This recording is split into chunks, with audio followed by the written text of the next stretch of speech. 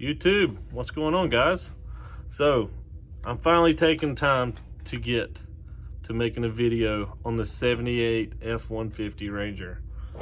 Y'all have blown my comments up wondering where I got the body, what I've done, how did I build it, what I do.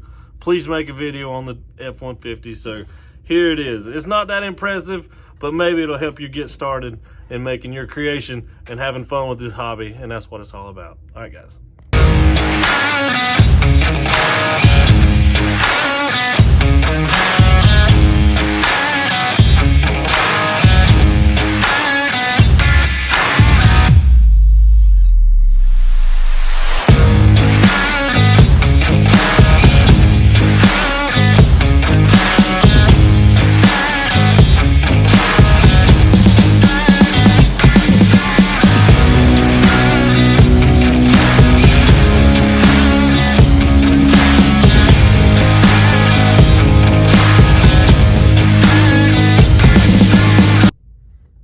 First off, the kit I started with was the Firestone 1978 Ford 4x4 pickup.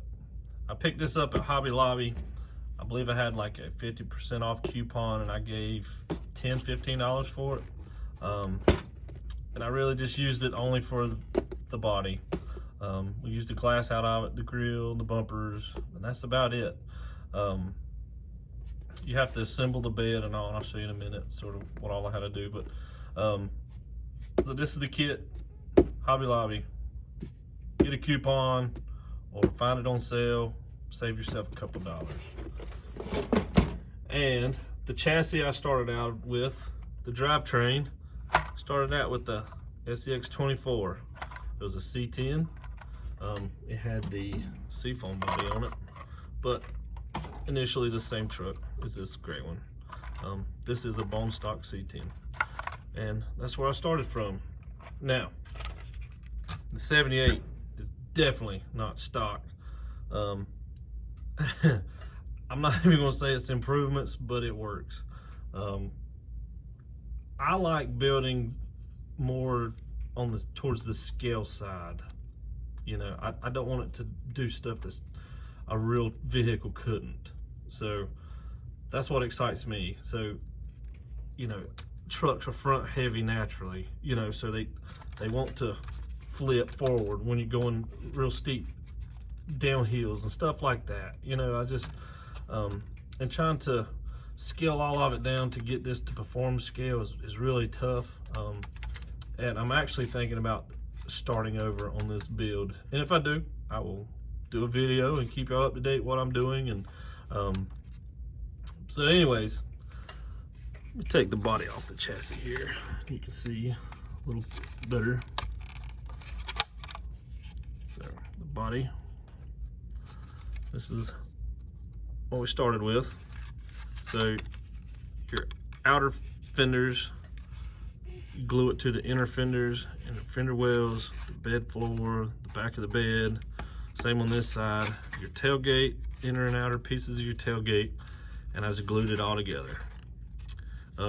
Same thing with the hood. I glued the hood down, the grill, the bumper, I glued the back bumper on. The old testes is from, I won them in a raffle, and I said, why not? So the glue I used is the Extreme Power thick. Get it at Hobby Lobby.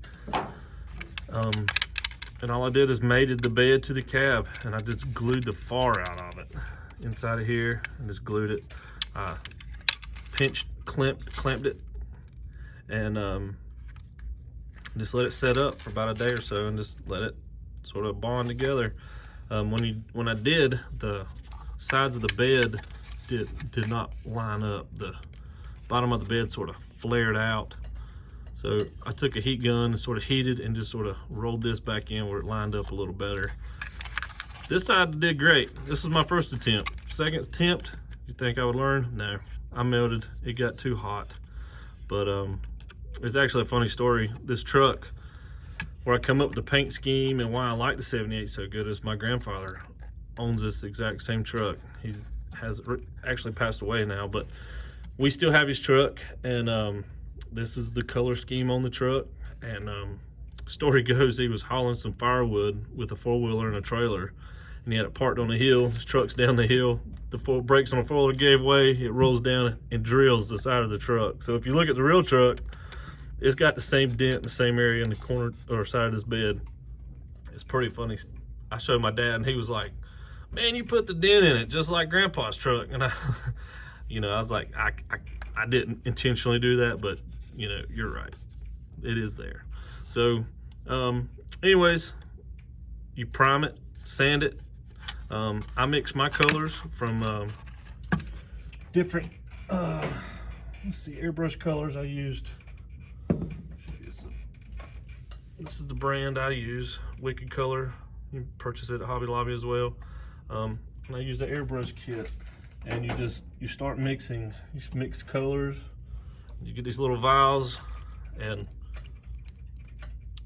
you start adding metallics and oranges and yellows. And what I did is I did a spray out on the back of a spoon. I primed the spoon just like I would the body, and painted it, wet sanded it, painted it, wet sanded it until I got the color I liked. And then you start taping off your body where you want it. All your silver, tape it off, main coat and the browns, and then how far you want to go into detail. Like I went around my windows, just tape off, and you just airbrushed. I'm sure you can do it with more of a type of aerosol spray. If you wanted to try that, you may have some good luck. I would definitely prime your body first, though. Prime it, that way you get work your primer. Most body work, if you're working it, you prime it and you sand it, and you prime it and you sand it, and you prime it and you sand it, and that's how you get a smooth finish. Now this clear coat didn't turn out as well as I wanted. I tried to rush it, and I used this lacquer, and I found out it doesn't work well. So the clear I used on this was out of my airbrush gun. You can definitely see how different the smoothness is versus this. But I say if you stayed with this paint all the way through, you should be fine. I don't know, don't hold me to that. But it's trial and error. You can strip this truck and start over with your paint if you mess up. But anyways, that's what I did. So the colors are a color you can just buy off the shelf. I mean, buy a cream and a brown if you want to go with these colors, and get close. I started with white, and I started mixing blacks and browns and oranges and metallics. And I don't know if you can see it, but it does have metallic in it. And it's gotten beat up from crawling and scuffing and banging and bashing. The Scx24s come with lights in the bumpers, and I took those out and I drilled holes for my headlight buckets. And you just plug that back into your receiver, same place it was, and so my headlights actually work. So going on to my chassis now. Some upgrades and stuff I've done. I don't know if you can tell, but I have running a carbon fiber chassis. Is there benefits from it? I don't know, maybe. I've got steel chassis that perform just as good as this one. I run my magnet mounts here in the back where my battery tray was, and I put magnets under my bed, so when you put them together, they just sort of line up and they attach themselves. That's what I did in the rear, and they stick, believe me. So the front, I made these pegs that come through the engine bay, and they stick down into the original post for the hood pins. You just line those up there and there, and then the magnets do the rest. And if you have a tumble, it might pop off, but I've never had it fall off running in a course. So I have brass knuckles, I have diff cover, got a Emax servo, aluminum steering linkages. I got RC four drive Goodyear Wranglers on stamped steel wheels. I'm running stock receiver, stock motor. I do have a overdrive in the front of this truck. It seemed to help a little bit.